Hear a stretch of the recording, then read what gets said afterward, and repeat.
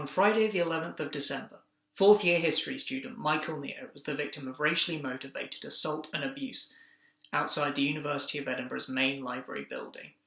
On Sunday 13th, in response, fellow students Dhruti Chakravarthi and Niharika Pandya organised a protest in the same spot where Michael was attacked in order to highlight the plight of students of colour in Edinburgh. I'm talking to Dhruti about the protest itself and what kind of change she hopes to see in the coming weeks. First of all, can you just take us through what the protest entailed and how it came about? Well, there was no organisation to the protest. It was very immediate and it was very sporadic. I think it came from a place of a lot of anger and frustration with the system at large, and how these incidents, these racially motivated violence, it keeps happening in this university at varying degrees constantly, and there is no zero tolerance policy being enforced by the university system. And so it happened very sudden, and I just messaged Niharika and we decided to sort of, like, I tied myself to the pillar as a form of taking space in this university, as a symbol of taking space, because apparently there's no other way that we're given full space in this university. And as Niharika describes, we're constantly treated as second-class citizens at a very subconscious level on an everyday scenario, whether it's with our tutors, whether it's just sitting outside and eating our dinner outside the library where we're meant to be studying. And these acts of racially motivated violence are unacceptable. And I think that's where this protest sort of came from. And did you have anybody else turn up to join the protest? Initially, I think people were quite confused and they weren't aware of what was going on. And we put it up on Meadowshare, and Meadowshare is such a large community of over like 45,000 members around Edinburgh, and we received a lot of support through that, and a lot of students came forward, they stood with us, they supported us. A lot of students kept stopping passerbys and asking them what happened. A lot of friends came along, friends printed flyers distributed across the library. We also had a lot of members of the Meadowshare community come and give us soup, give us coffee, which was very kind.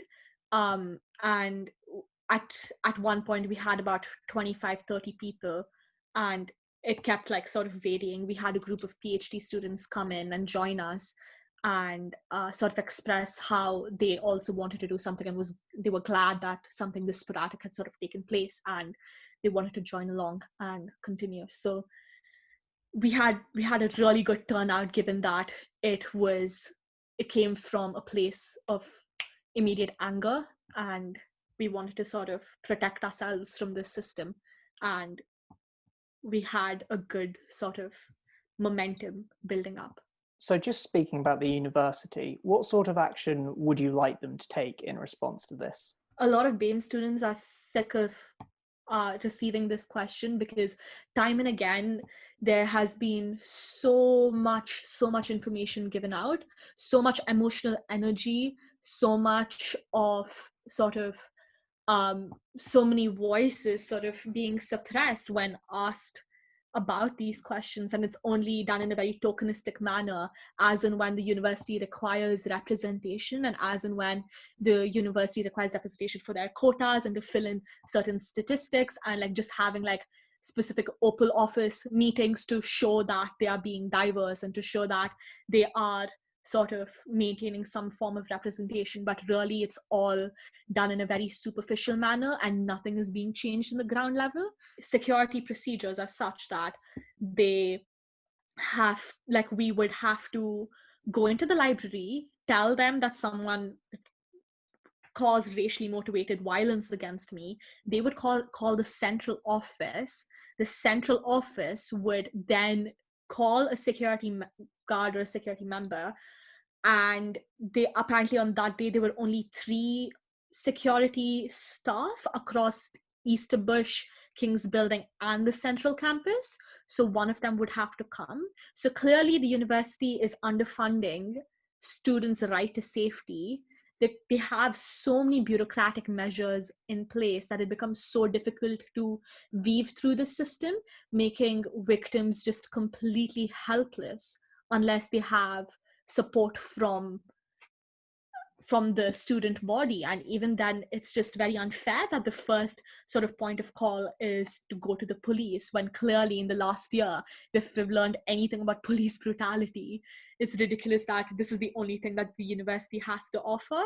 And I think furthermore, just within just the lack of accountability from the university to accept that this was a racial assault and that this was racially motivated violence is sickening to sort of see. And the statement that the university provided about 4 days after the event was just an absolutely empty statement that didn't acknowledge anything.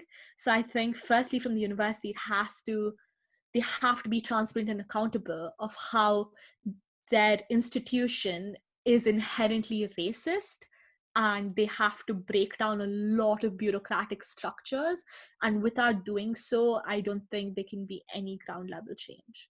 It's sad that it's not surprising, and it's sad that this university constantly, consistently disappoints in the kind of action that they take. For instance, when I was tied up to the pillar, a security guard came up to us and told me that I should untie myself because it's unsafe. And I asked her why. And she said, well, there's a chance that a bunch of people could come and be racial, like sort of cause violence against me, and that nobody would be there to help because I'm tied up to a pillar. Another security guard told us to keep our voices down to maintain the peace of the environment, when in fact a student had been beaten up right there a day beforehand. So where's the peace of the environment? You know, in that sense, again, denying our existence and denying our right to sort of express ourselves. So would you say then that you don't think it's likely that the university is going to actually take any concrete action against racism in the immediate future? I hope that they do. I really, really, really hope that they do. And the optimistic side of me wants them to. But they have just disappointed us, and they've just completely let down the BAME community in this university over and over and over again, even just in the last week, by simply not taking accountability for their actions and by simply not being transparent. So I'm really hoping that they change, and I want them to, just for the betterment of all of us, but they're just disappointing us over and over again. Do you think this is a symptom of a sort of re-emergence of racism in the UK, or do you think this is something that's always been there and has just been ignored by a lot of people? I think this has existed. This exists in everyday scenarios. This exists in people not being able to correctly pronounce our names, people intentionally mispronouncing names of BAME students, in microaggressions, in completely neglecting the fact that racism exists in the UK. Everyone is inherently racist. And unless you sort of recognize that and acknowledge that and work towards sort of breaking that down and being accountable towards it on an everyday basis, you're not going to be able to change. And instead, people look at it as an attack on themselves and sort of let their ego come in place. The number of conversations that you would have in first year where so many white students would sort of deny that race exists, that racism exists in the UK, and it's a very American problem, is disappointing for freshers. And I can't imagine what it's like for the BAME community of freshers to sort of communicate and create momentum right now, especially when everything is virtual and online and they don't have strong support systems. And they have to rely on the university, which we've established is quite institutionally racist.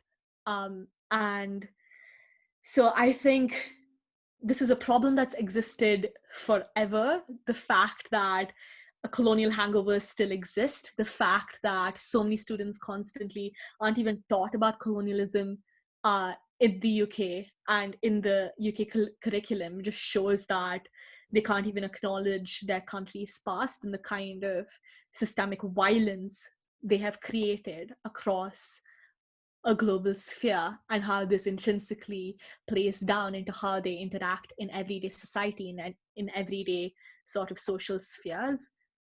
So yes, it's something that has always existed, and it's not something that is re-emerging, but I think we're just re-acknowledging, and people are trying to sort of point to people and say that this exists. So I think it's just a wave of re-acknowledgement rather than re-emergence.